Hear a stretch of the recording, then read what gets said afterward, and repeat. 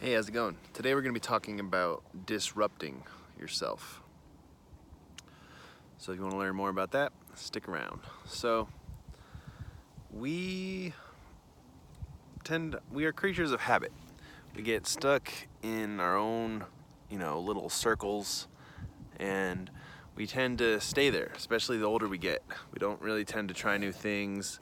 We, don't go out as much. When we do go out, we do the same thing we're used to. And if you're trying to be creative or be a successful business owner or entrepreneur, you need to learn to disrupt yourself. You need to take breaks because in reality, we kind of feed ourselves a lot of bullshit, and we tend to convince ourselves that our bullshit is the real deal. We get so caught up in our little mind games with ourselves that we assume that this is life and this is the best way of doing things. And especially if you have a successful business, it's important to disrupt yourself sometimes because you might find new ways to be successful. I learned from a great mentor that as soon as everything was going right, he would try and break it just so he could make his business even that much stronger. And he has a crazy real estate business, and he just keeps going and going and going. And it's beautiful. But you're not going to get where you want to go unless you are willing to disrupt yourself from time to time.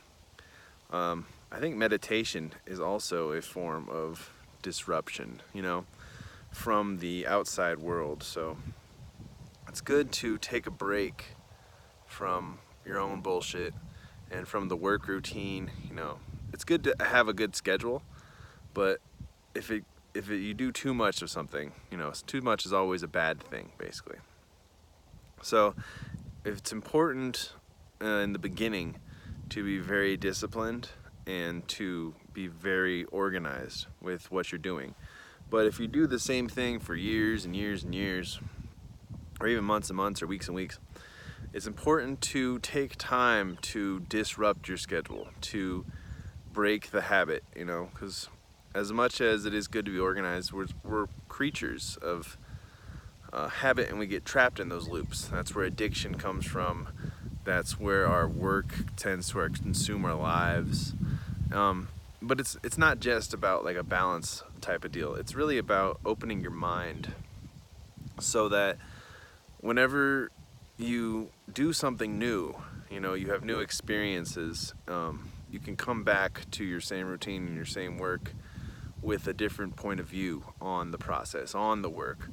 And it's very refreshing for your mind to have lots of experiences that you can draw from. That's where most of the great entrepreneurs, come from nowadays. I know back in the day, it was really important for people to focus on one thing and get super niched into it. And that's still fine. Like, it's important to be great, but now there's just so many different angles and so many different projects and so many different places that people seem to be stuck in their one way of thinking, so there's a lot of this in the medical field where doctors have niched down so specifically that when they have a patient with some other slight symptom, they cure it the same way as it would be for someone with an extreme symptom, and that's the kind of the problem with businesses and the problem with being stuck on the same routine. So, and I recommend you disrupt yourself once a week, twice a week, maybe once a day even. Just kind of shake it off, man. Because we're so good at convincing ourselves that we know what we're doing. We're so good at being so, stuck in our ways that we don't really look up and look around.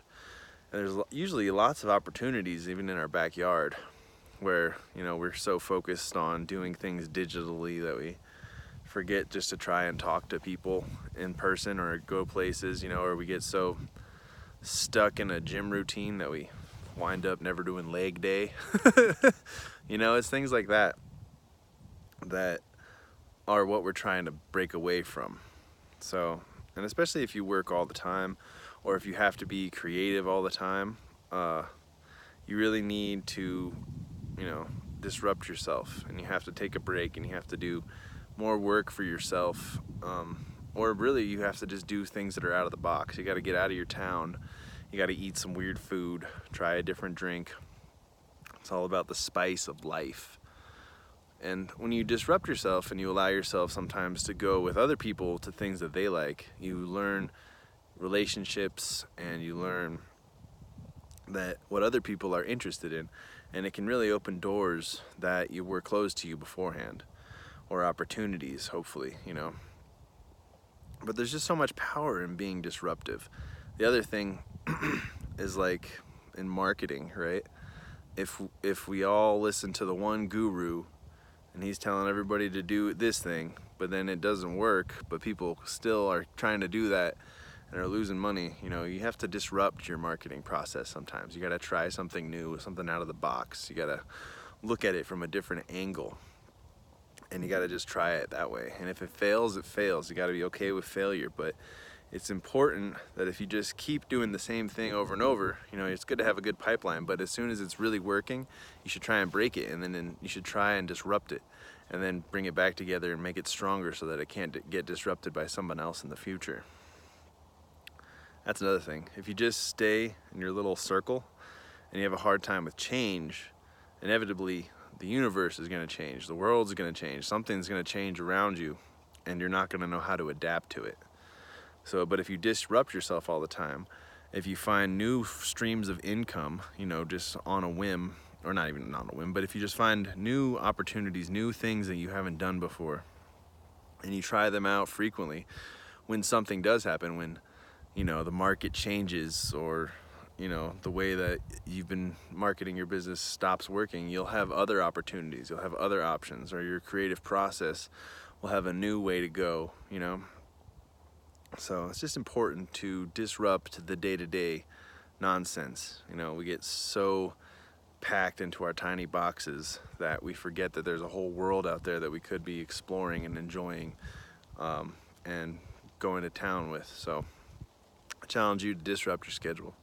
Do something different. Live a little, and then live a lot. It'd be a great life if we could just be disrupted all the time and have no schedules, but it takes a balance. There's a light and a dark, and in the middle is the disruptions that you have to find, and then you can pull it back. Like, I really find if I work and go absolutely haywire and I close the door, and I work for like weeks, that as soon as that I'll get in a funk. And then as soon as I can break out and I disrupt my pattern with something just totally different, go on a vacation, or go for a walk, or country drives, or go see people that I haven't seen in a long time, or different music venues, that I come back more refreshed, and I have a new perspective, and I have more motivation to come back to the original thing, or I find new opportunities, without necessarily falling into the shiny object syndrome, which is, one issue, but there's lots of opportunities, and you got to try and try and try, and then eventually, someday, something amazing will happen. One thing is going to stick that'll absolutely change the rest of your life, but you would never know about it if you didn't disrupt your day-to-day self and your day-to-day storm of, self-delusion that we give ourselves. So, disrupt your life, live a beautiful life. Take care.